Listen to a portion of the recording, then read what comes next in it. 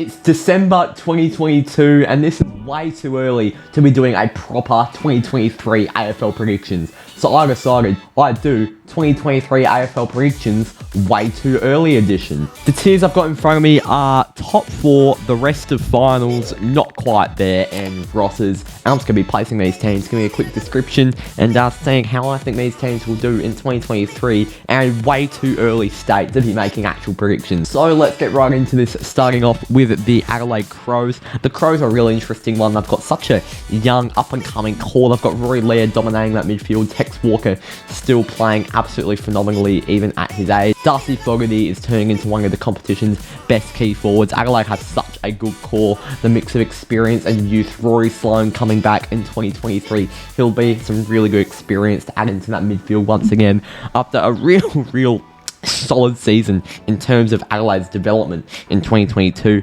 I'm gonna put the Crows in they're a case. They're a real good case for not quite there. I'm gonna put them in rotters though. Not complete rotters, but they're close to not quite there. They're very close. I won't be surprised. By the way, where I put these teams, they are not in order. If I put North Melbourne second here, it doesn't mean think they're going to finish 14th. Coming up with Brisbane, I think they have to go in the top 4 category. I mean, Josh Dunkley and Lachie Neale in the engine room with Hugh McCluggage on the wing. That is a midfield that only teams can dream of. Kicking down to Joe Daniher, Eric Hippog, and the brand new addition of Jack Gunston, which just slots straight in to the loss of Dan McStay. I'm not sure how Brisbane are going to go, whether they're going to play the 3 talls, mix it up, go drop one of them maybe. I'm not sure how that's all going to work, but if it does all get firing under Chris Fagan, Brisbane are going to be damn scary and arguably the premiership favourite. Let's go Carlton, and yeah, I mean, I think everyone knows it's in between here, because let's all remember Carlton did not make finals in 2022. That they did not. They did not make finals. I'm going to chuck them in the rest of finals for now, because they have to make it. They were in there for 22 rounds, and they didn't make it. They have to make it. Surely. They've got additions of Blake Acres on the wing. They've drafted well. Surely. I might drop them down there if it depends. I get too many teams in this tier, but yeah, I think they have to go there, surely. Let's go Collingwood, and you know what? They're almost there. I'm going to put them here, though, out of respect to Collingwood's season in 2022. I feel like it would be a little bit disrespectful to drop them all the way down straight away, but I mean, they've got Dan McStay in, but apart from that, how many under 5-point wins they had? They're not going to get that lucky in 2023, at least I hope not. And they're going to start to put together some really consistent, convincing performances. Otherwise, we could see a real drop-off from the Pies this year. I can just feel it.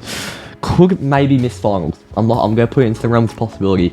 Could miss finals, but I'm going to put them there. The Bombers, what an interesting team. Brad Scott to the helm of the Essendon Footy Club. Yeah, what an interesting one. I think I have to put them in roggers. I don't feel like I can put Essendon any higher, really.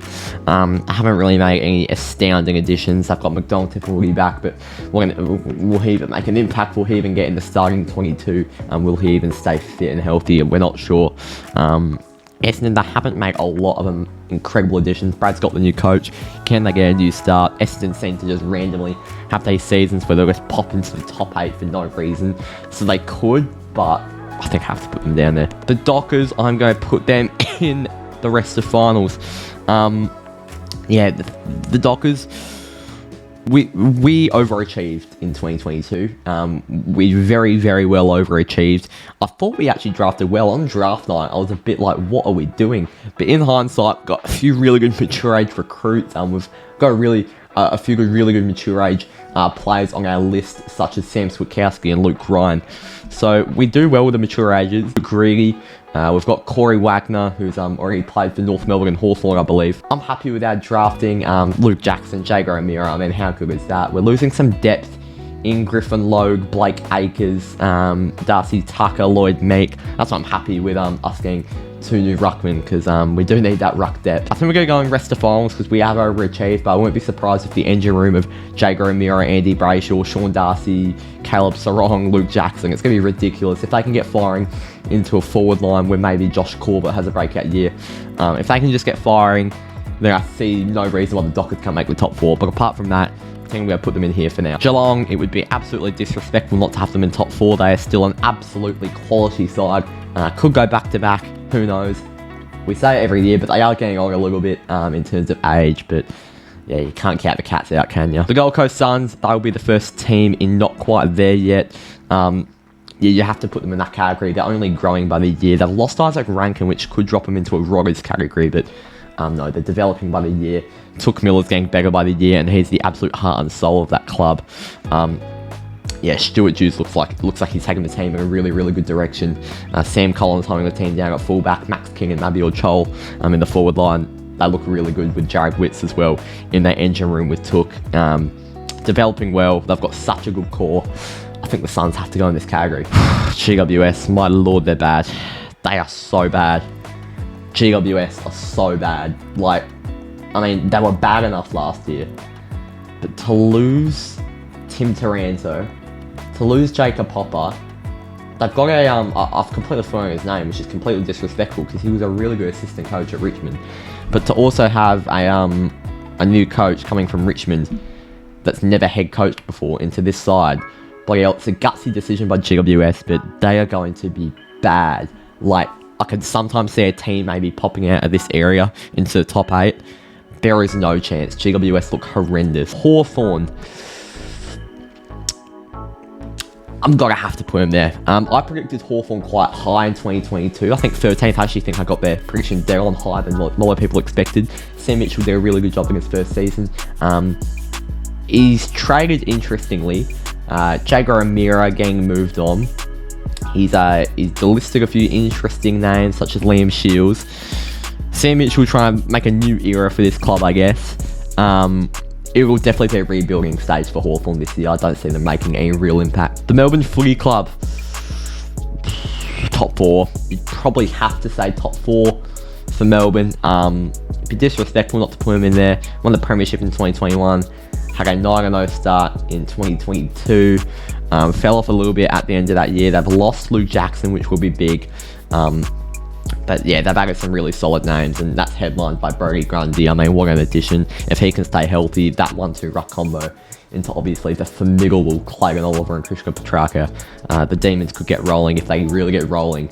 I'm not even sure if that makes sense, but you know what I mean. If Melbourne get going, they get going. That's what I'm trying to say. North Melbourne, what an exciting prospect they'll be in 2023. Alistair Clarkson at the helm. They're brought in guys like Liam Shields, Darcy Tucker, Griffin Logue, a few mature ages, a few players from other clubs. I can't wait to see what North do. They have drafted absolutely exceptionally, in my opinion, the winners of the 2022 draft. Yeah, Roggers. Probably should go in Roggers.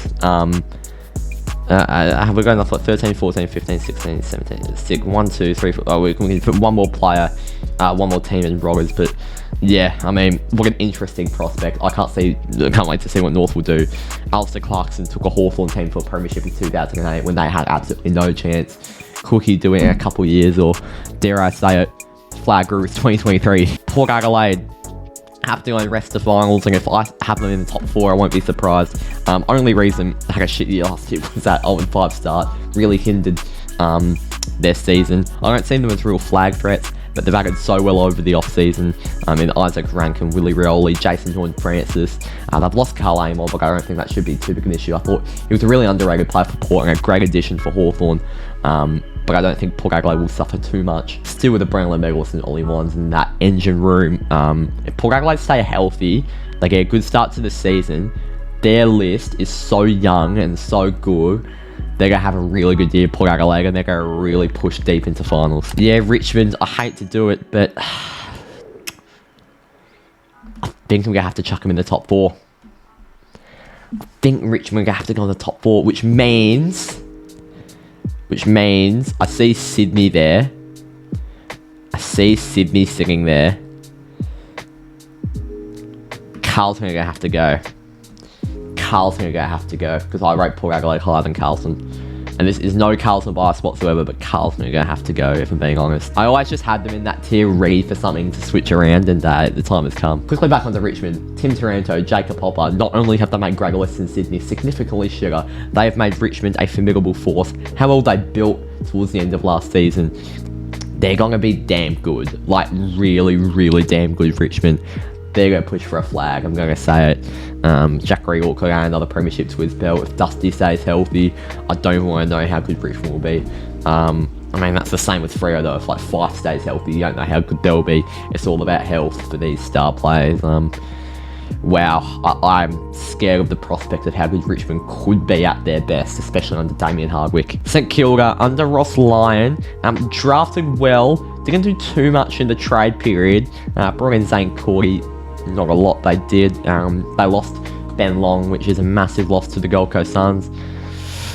Yeah, you probably can't put the Saints in finals. They'll make a push, no doubt, but yeah, they're not a team where you can probably just give them a lock. They're a building team. What can Ross Lyon do? If I take a think back, it's obviously Lyon's second stint at the Saints. If I take a look back to Ross Lyon's first year at the Dockers, it was 2012. And after missing the finals the year before with Mark Harvey in 2011, he took us to a semi-final where we beat Geelong at the MCG. Pavlich kicked 6. We lost in a semi-final, a close game to the Crows. Then he took us to a grand final in the second year. This was just so unexpected, taking these role players to superstars. Could he do this with the Saints? I'm not putting it out of the realms of possibility, because at his best, he's a phenomenal coach, even with a pretty shitty list like the Saints have. The Swans, wow, I didn't see this coming. I really didn't see this coming, but they're going to go in the rest of finals. In power rankings, which is pretty much what I'm doing right now, I have the Tigers ahead of them. The core's ridiculous of Mills, Warner, Papley, Hickey, Rampy. I mean, it's scary. Paddy McCartan. The Swans stay healthy like they did in 2022. They're going to be ridiculous again. But I don't know. It could be a drop-off from the grand final. We've seen it before. I'm not saying it will happen, but you just absolutely never know. I like the Swans this year. They could easily make top 4 and make another push into a grand final. But purely, I've got Richmond based ahead of them. West Coast, Lord have mercy. Yeah, there'll be roggers. 1, 2, 13, 14, 15, 16, 17. Yeah, I've got one more spot left in there. I'm going to put West Coast in there. I mean, there's not too much to say about the Eagles. They've drafted really well, in my opinion. They've got some great WA talent they're going to go in. I don't think this draft pool was absolutely elite. But from the WA talent, like I've seen, West Coast have done really, really well in that department. And I've got Jalen Hunt from Melbourne, which I feel like is one of the most underrated pickups of the trade period. West Coast have done okay, but it's not enough to turn around the side of how bad they were in 2022. We've just got to remember they won 2 games. That's so bad. And the Western Bulldogs have to go, and not quite there yet. Added Rory Lobb, lost Josh Dunkley. Not really a fair trade-off. Dunkley's just going to be that big a loss. They only just scraped into finals last year. I have a feeling, I'm going to make the call now, this will be Luke Beveridge's last year at the Western Bulldogs. Unless it's just come to my mind, I think he re-signed not long ago, but I could be wrong.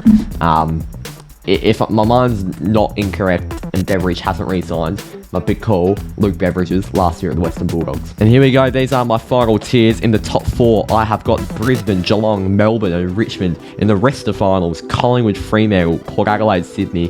Not quite there, Gold Coast, Carlton, St Kilda and the Western Bulldogs. And the Roggers, Adelaide, Essendon, GWS, Hawthorn, North Melbourne and West Coast. Thank you all for watching this video. Leave a comment down below about how you think I ranked your team in this video. If you think I ranked them fairly, some feedback you'd like to give me on how I ranked your team, leave it down below in the comments. Thank you all for watching. Make sure you hit that subscribe button to support over the off season. And there is a, let me just say, probably the biggest thing I've ever done on the channel coming in about 10 days or just under. It's going to be absolutely ridiculous. I can't wait. Stay tuned for that. Thank you for watching. Cheers.